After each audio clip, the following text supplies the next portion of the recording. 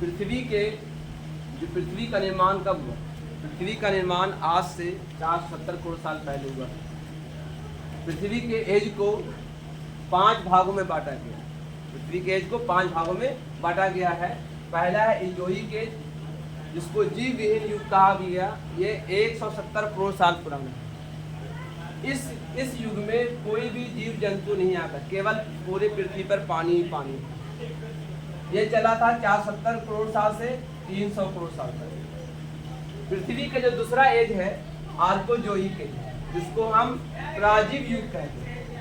ये 300 करोड़ साल से लेकर के 120 करोड़ साल तक चला है, यानी इसका कुल काल रहा 180 करोड़ साल। यहाँ पर छोटे छोटे मछलियाँ है ना, और झिल्लीदार जंतु, पंखीले जंतु, या जिसको बोलते हैं जो झिल्लीदार होते थे, लिस्टेजा टाइप के होते थे, वैसे जानवरों का जन्म हुआ, ऐसे जंतुओं का जन्म हुआ। फिर तीसरा एज जो है पैलियोजोइक एज, जिसको ब्राजील जीव युग कहते हैं।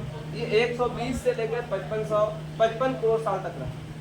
इसका कुल एज रहा 65 करोड़ साल। इसमें बड़े बड़े जानवर का जन्म हुआ, जैसे कि डायनासोर है, बड़े बड़े हाथी, यानी बड़े कद वाले, हेवी बदन वाले जानवरों का जन्म हुआ था। फिर जो चौथा एज पृथ्वी का है, उसका नाम है मेसोजोइक एज, जिसे मध्यजीव युग कहा जा गया। इस काल में एक काल जो रहा 55 करोड़ साल से लेकर 5 करोड़ साल तक रहा, यानी इसकी अवधि रही 50 करोड़ साल।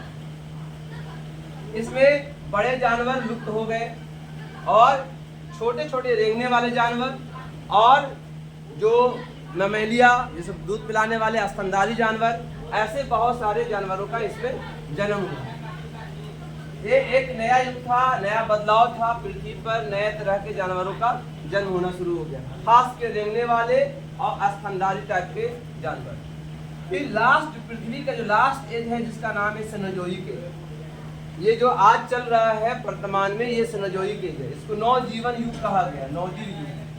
ये 5 करोड़ से अब तक चल रहा है और इसके बाद पृथ्वी तबाह हो जाएगी। ये पृथ्वी का लास्ट एज है, अंतिम एज है ना। इसमें नए नए नस्ल के जानवरों का जन्म हुआ, बहुत सारे नए नस्ल आए और ये पृथ्वी का अंत हो जाएगा इसके बाद। तो ये इस तरह से पृथ्वी के 5 युग हैं। 5 युगों का नाम इस तरह से। समझ में आई बात? ये बहुत इंपॉर्टेंट है, आप इसको याद कर लीजिए।